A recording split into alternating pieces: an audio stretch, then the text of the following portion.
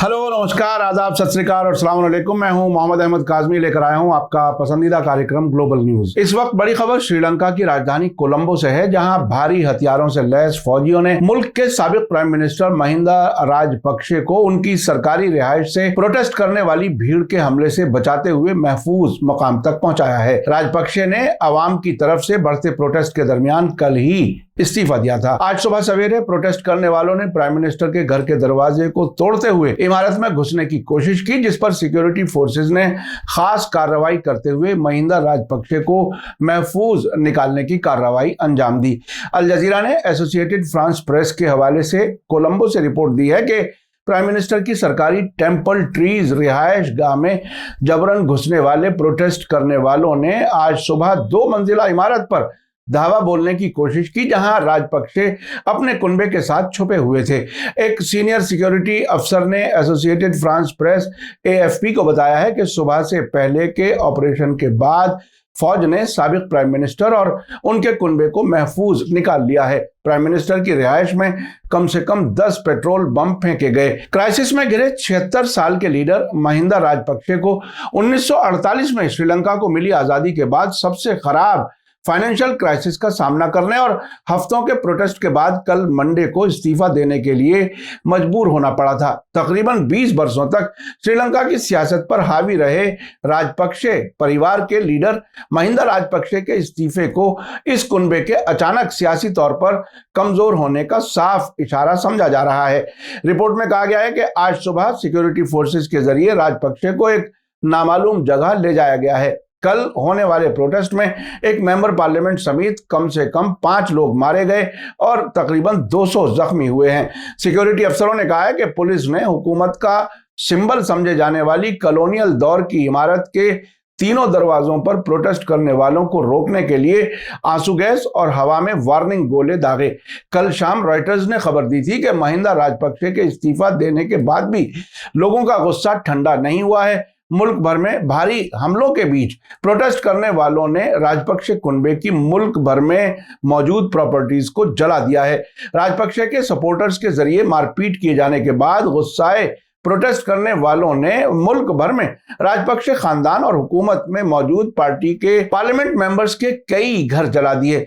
सिलसिला बसों में आग लगाने से शुरू हुआ था और जल्द ही राजपक्षे भाइयों के माँ बाप के मेमोरियल और उनके खानदानी घर को जला दिया गया, जो कोलंबो से तकरीबन 250 किलोमीटर दूर हम्बनटोटा में मौजूद है।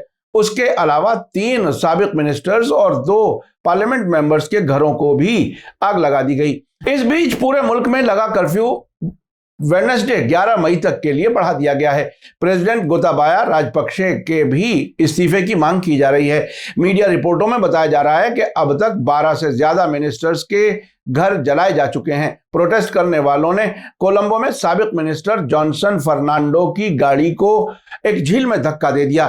कल मंडे पूरे दिन और देर रात तक चली वायलेंस के बाद आज ट्यूसडे सुबह कोलंबो की सड़कों पर खामोशी थी। पुलिस के स्पोक्सपर्सन निहाल थलडुवा ने बताया है कि हालत अब काफी खामोश है, हालांकि छुटपुट गड़बड़ी की खबरें अभी भी आ रही हैं। उन्होंने ये भी बताया कि वायलेंस के लिए अभी तक किसी को गिरफ्तार नहीं किया गया है। कल मंडे को भीड़ के जरिए घेर लिए जाने के बाद हुकूमत में मौजूद पार्टी के मेंबर पार्लियामेंट अमर कीर्ति अतु कोराला ने 2 लोगों पर गोलियां चला दी, जिसमें 27 साल के एक शख्स की जान चली गई। बाद में इस मेंबर पार्लियामेंट की डेड बॉडी एक इमारत से बरामद हुई है। एक पुलिस अफसर ने एएफपी को फोन पर बताया है कि उन्होंने अपनी ही रिवॉल्वर से खुदकुशी कर ली है। पुलिस ने यह भी बताया कि उसी जगह उनके बॉडीगार्ड की भी लाश मिली है। हुकूमत में मौजूद पार्टी के एक और लीडर ने भी प्रोटेस्ट करने वालों पर गोली चला दी, जिसमें 2 लोग मारे गए और 5 जख्मी हो गए। आपको बता दूं कि प्राइम मिनिस्टर महिंदा राजपक्षे ने कहा था कि वो इस्तीफा दे रहे हैं ताकि एक मिलीजुली यूनिटी सरकार बन सके, लेकिन यह अभी तक साफ नहीं हुआ है कि अपोजिशन पार्टियां ऐसी सरकार में शामिल होंगी या नहीं। श्रीलंका के कॉन्स्टिट्यूशन के तहत इस तरह की यूनिटी सरकार में भी मिनिस्टर्स और जजों को अपॉइंट करने और बर्खास्त करने का हक प्रेसिडेंट के पास ही होगा। प्रेसिडेंट गोताबाया पर कोई मुकदमा भी नहीं चलाया जा सकेगा। अमेरिका में मौजूद थिंक टैंक विल्सन सेंटर में ऑब्जर्वर माइकल कुगलमैन ने बताया है कि जब तक प्रेसिडेंट राजपक्षे इस्तीफा नहीं देते कोई ठंडा नहीं होगा, ना सड़कों पर आवाम और ना ही बड़े सियासी लीडर। अमेरिका के न्यूयॉर्क शहर में मौजूद एशिया सोसाइटी पॉलिसी इंस्टीट्यूट के अखिल बेरी के मुताबिक अभी तक ये साफ नहीं है कि प्रेसिडेंट का अगला कदम क्या होगा। फौरन इस्तीफा देने की जगह वो एक काम चलाऊ सरकार अपॉइंट कर सकते हैं। वो फौज और पुलिस को तैनात कर प्रोटेस्ट करने वालों को दबाने का हुक्म भी दे सकते हैं या उनके अपने आप खत्म हो जाने का भी इंतजार कर सकते हैं। मीडिया स्टार वर्ल्ड लगातार आप तक इंटरनेशनल खबरें पहुंचा रहा है।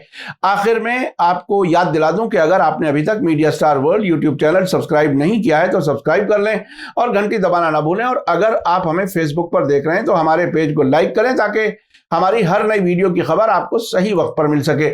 इसी के साथ मुझे दीजिए इजाजत। ग्लोबल न्यूज का यह एपिसोड आपको कैसा लगा कमेंट्स में जरूर लिखें। थैंक यू, धन्यवाद, शुक्रिया। जय भारत, जय हिंद। मीडिया स्टार वर्ल्ड के और वीडियो देखने के लिए हमारे चैनल को सब्सक्राइब करें और सीधे नोटिफिकेशन पाने के लिए बेल आइकन दबाएं। और अगर हमारी खबर सच्ची और अच्छी लगे तो अपने व्हाट्सएप, इंस्टाग्राम, फेसबुक और ट्विटर अकाउंट पर जरूर शेयर करें।